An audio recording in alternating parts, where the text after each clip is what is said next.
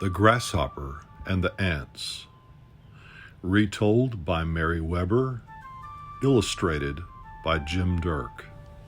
The Grasshopper and the Ants.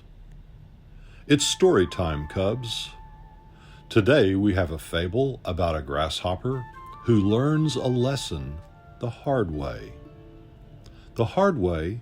Uh-oh, is it a sad story? Who knows, Leona? Maybe it's a hoppy story.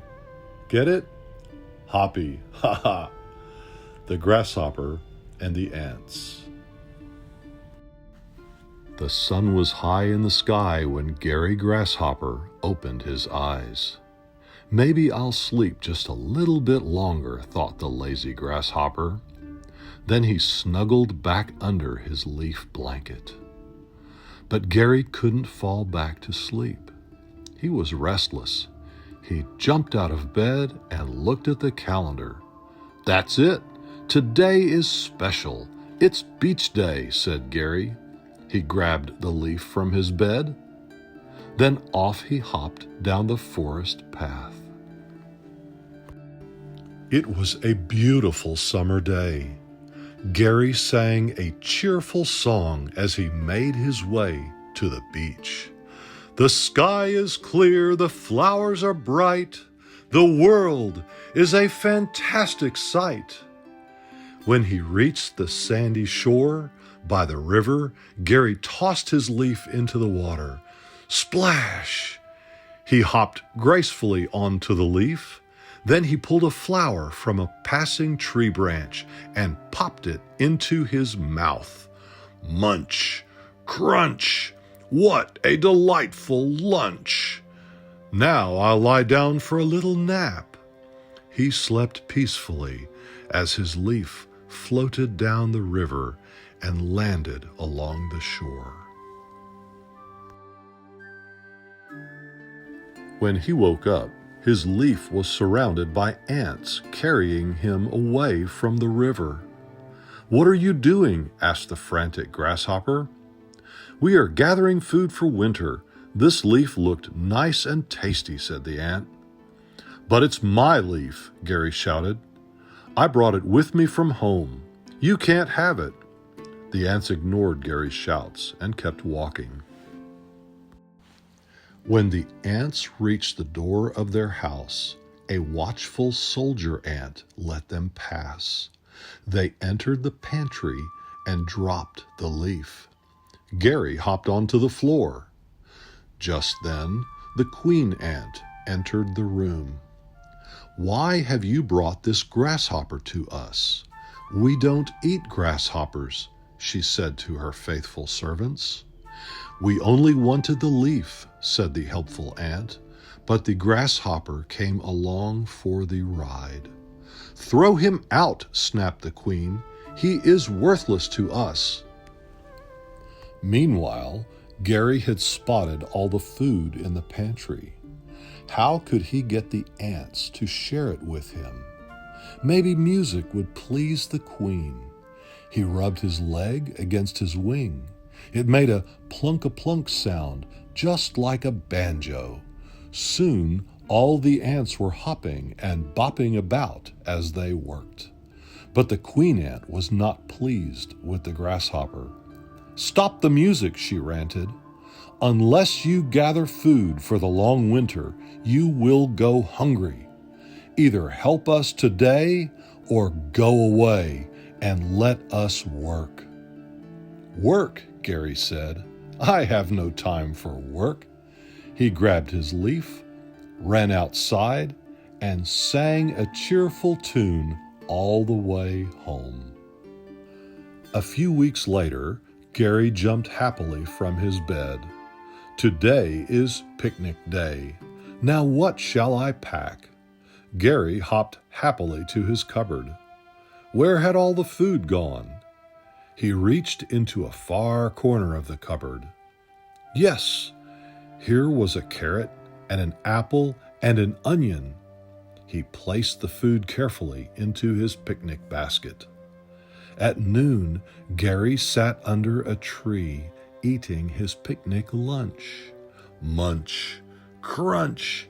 He was too full to eat the carrot, so he tossed it aside. Then he lay back for a nap. The sounds of grunts and groans woke Gary. An itty-bitty ant was trying to move the carrot that Gary had carelessly tossed aside. "Please help me move this gigantic carrot," the ant panted. Gary only laughed. "I'm too busy. Nevertheless, I will be happy to play you a song. I'm never too busy for music." He played while the ant worked. The little ant pushed and shoved the carrot in time to the music. However, all the pushing and shoving could not move the carrot. It was hopeless. He gave up, shaking his antenna. Months later, the autumn wind hooted and howled. Gary was very cold. "A nice hot breakfast will warm me up," said Gary. He hopped to his cupboard. It was completely bare. "Oh, my dear, too many picnics this summer, I fear. I'd better go and find some food." Gary hurried down the path to Farmer Gill's garden. Farmer Gill had the best carrots, eggplants, and cantaloupes for miles around. But when Gary got to the garden, he found that all the plants had been picked. "Well, I guess I'll have to settle for some grass and leaves." These were still plentiful. Gary filled his bag and headed home. It was now winter. The bag full of leaves and grass was long gone. Gary had no food, and his hungry tummy rumbled and grumbled. "I'm so hungry," Gary moaned. "Maybe I can eat my leaf blanket," he thought. But no, he remembered he had eaten it yesterday. Gary sat down on his little bed. He hoped that today he could have fun and forget about food. But he looked at his calendar and saw that there were many more winter months ahead. Winter was going to be endless, just as the Queen Ant had said. Gary put on a warm scarf and picked up his empty bag. He hoped he could find some food. He opened the door, and a powerful gust of wind blew him back. Fighting the frightful wind, he stepped outside. Falling snowflakes made Gary shiver.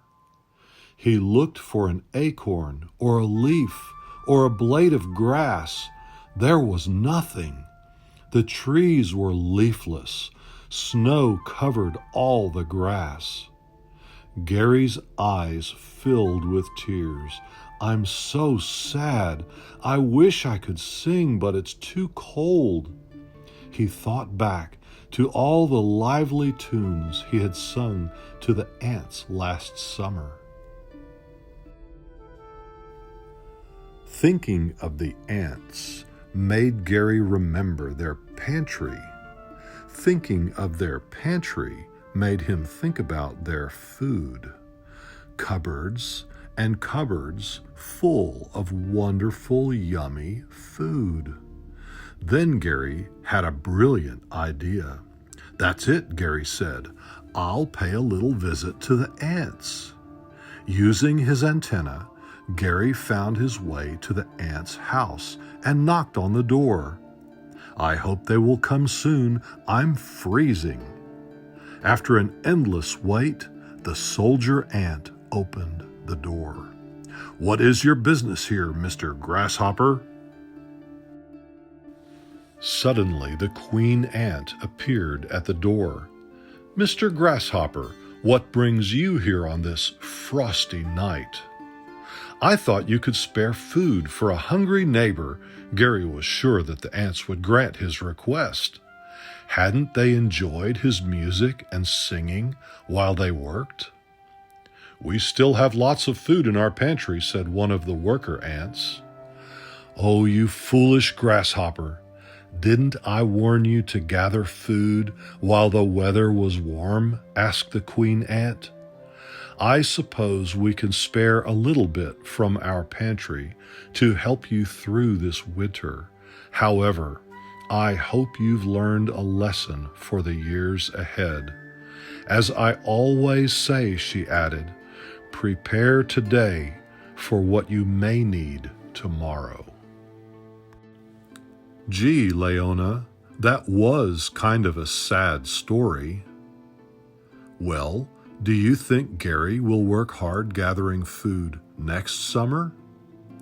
Let's hope so. This appears to be part of a cooperative effort between Chick-fil-A and PBS. There are 5 titles that were included with kids' meals, including The Boy Who Cried Wolf, The Grasshopper and the Ants, The Lion and the Mouse, The Fox and the Crow, The Tortoise and the Hare. Between the Lions. See it on PBS Kids.